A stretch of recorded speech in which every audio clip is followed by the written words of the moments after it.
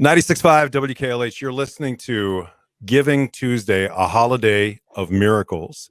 We're talking about Children's Wisconsin. And if you listen to KLH at all, you know how much Children's means to each and every one of us. And I know how much it means to all of you who listen, because since 1998, we've hosted the Miracle Marathon on a benefit for Children's Hospital here on KLH. And we've raised close to $30 million because of you, and you understand how important Children's is. But it's never more important than when it's needed for something like what we're about to talk about. Joining us right now is Kelsey Howe. Kelsey, first of all, thank you very much. We really appreciate your time. How are you? I'm good. Thanks for having me. And you live down in the Chicago area now? I did. Yep. I just picked up and moved during a pandemic, which maybe wasn't my smartest move, but it's been quite the adventure. Well, I think you could be forgiven for maybe making some decisions that some people might think are because of what you have been through and what you as a mom have had to cope with regarding Asher. What a special little boy Asher was. Yeah. Tell us about Asher. Yeah, so he is my late son. He passed away in July of 2019, just before his second birthday. But as small as his life was, it was a big life. He was just a bundle of joy. And it's such a blessing from the day he was born. He was born with a brain disease that we weren't totally sure how it was going to affect him. The disorder that he had has kind of a wide range of outcomes. So some people have the disorder and live pretty typical lives and don't even realize it.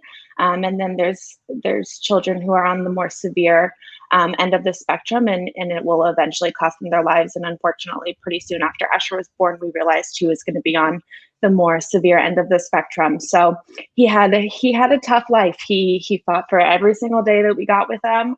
And fortunately, we were able to spend almost 2 years with him. And then he passed at home with myself and my family. So really just, kind of best case scenario from where we started with Asher. When I was 20 weeks pregnant, they told me, I was never going to be able to bring my baby home. So the fact that I was able to bring him home, we were able to get 2 years, and then he was able to pass peacefully at home with me.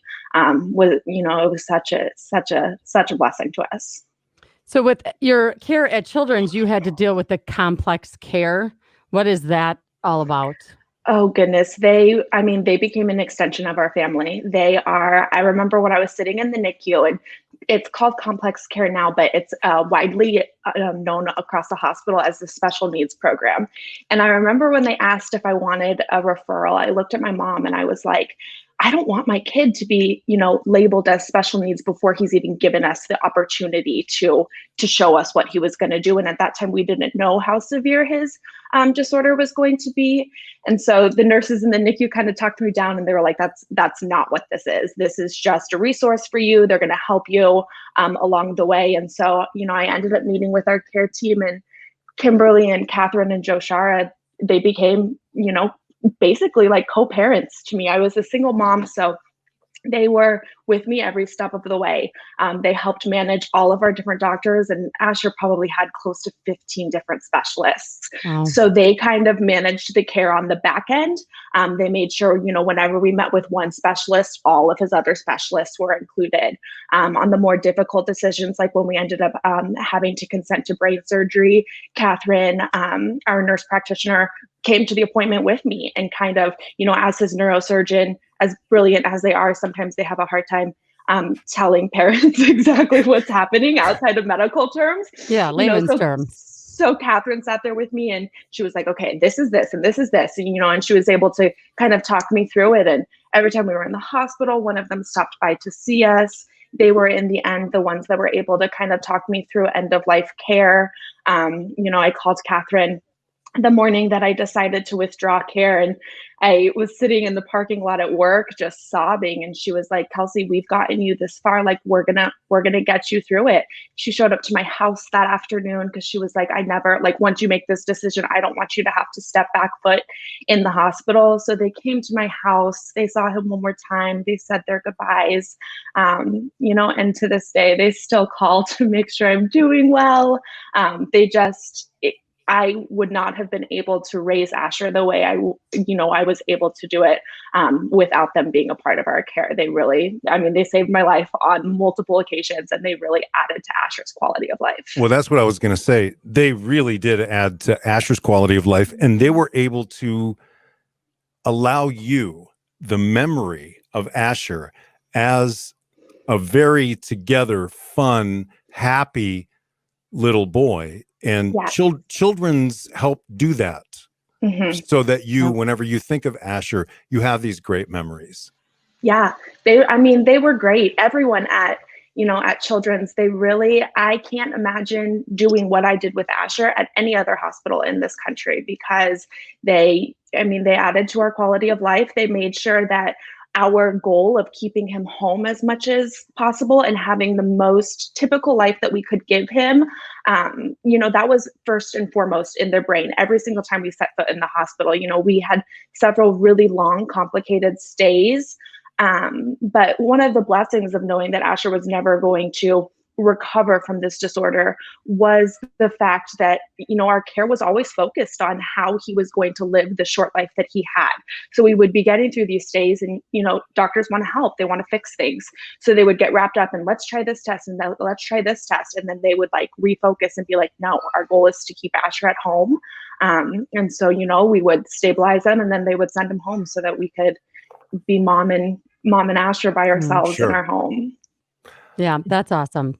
What would you say to like moms and dads out there who might be listening to this, watching the video, or why is Children's such a remarkable place? It's clearly something that you hold, near and dear to your heart. It's a place that has meant so much to you, but there are people out there that think, well, you know what? I'm never going to have any sort of interaction with children, so why would I care about giving money to them? Right. I always tell people that Children's is my favorite place to hate. You don't wish somebody an experience with Children's Hospital ever. You don't want your worst enemy to have to rely on Children's the way that we had to do. But it's there if you need it. And it's so important that it's in our backyard. Not only did Children's become a part of our family and take care of me as mom and my son, but I never once doubted that we were in the best place. When you have a kid with such a complex medical condition, it's really easy to get wrapped up in like, let's go to, all of these different hospitals and see all of these different specialists. And I never doubted that we were seeing the best neurosurgeons and the best neurologists and the best complex care, and we had the best nurses. I never doubted that. I never thought like, well, maybe I could do more for my son. And so giving to Children's so that we can continue to have this top of the line cutting edge program in our backyard, if you live in Milwaukee, is so important, because you never know, what can happen, and you never want to think that way, and you never want to be waiting for the worst to happen. But unfortunately, you don't know. And even if it's something as simple as a pediatrician appointment or a broken arm for your kid, we know kids, they break their arms all the time. We had an orthopedic surgeon who was fantastic, and I see him at the farmer's market on the weekend, because these are parents and doctors and community members that are living right next to us, and then they go to work and they save children's lives every day. And it's so, so important and so wonderful that we have that right there for us. I don't think we could have said it any better. No, very well said. Before we let you go, your favorite memory of Asher, the moment when you think back that makes you smile and makes your heart warm. So it actually started at Children's. When Asher was 6 months old, he started having his seizures. And so at the time we didn't know he was having seizures. We just saw him rapidly declining. And so I went in for a pediatrician appointment, and she kind of looked at me and she was like, Kelsey, it's time. Like, it's time for you to go into the hospital. You can't take care of him safely at home. And it was a rough stay because it was 3 weeks. We were coming right up on Easter. I wanted to be with my family. I wanted to be home. We had no idea what was happening. He ended up getting his infantile spasms diagnosis, which was, kind of a lift off of our shoulders. Like, okay, finally, we know what's going on. But with infantile spasms, it's really difficult to get the medicine that you need because it's super expensive. And so we had a caseworker there, and she was she was calling insurance. She was calling the company. She was calling insurance. She was calling the company, back and forth all the time because she just wanted to get us home.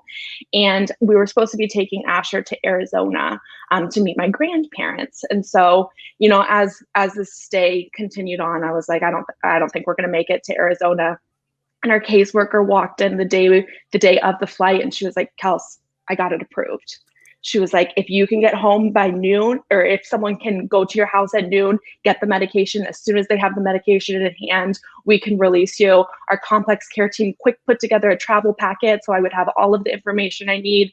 They're the ones that called Phoenix to get his oxygen concentrator and everything set up for us there. And we were able to get home for Easter. He was able to meet his grandparents. And Asher loved the outside and the water. I have never seen a kid so peaceful. For someone who was fighting for every day of their life, and you could tell when he was in the water, he was like totally typical. You would have no idea. So the fact that we got to go out there for Easter, we got to spend the day with our family, we got to let him, soak in the pool in the sun for the entire week. It was just, that's how, when I remember Asher, I remember just laying in the pool with him and just watching him just be like, okay, I can do this. This is great. Yeah. A little bit of normalcy. Thank you so much. Exactly. Thank you. It's so special. I think that it's so important that people understand. And I know that we say this quite a bit, but so many of us who live in southeastern Wisconsin, those who have been blessed, who have never had to go into the hospital, drive by it every day and they just see these buildings and the sign, and they really don't know what goes on in there. And what goes on in there is some of the most spectacular things that could possibly happen here on earth. There are people there that are filled with compassion, empathy, sincerity, and they all have a calling. And the fact that they step up and do things like what you just described. Yeah, above and beyond. Yeah, it shows. I mean, they really are. They're kind of at a different level. They are. And heroes, superheroes. We really appreciate you sharing Asher's story. Thank you so much. Thank you. Thank you for all you've done for children. You guys, you're wonderful. So it's our joy and our pleasure. Enjoy the rest of your day. Thank you. You too. Bye-bye. Thanks, Kelsey. Once again, you're listening to Giving Tuesday, a holiday of miracles on KLH.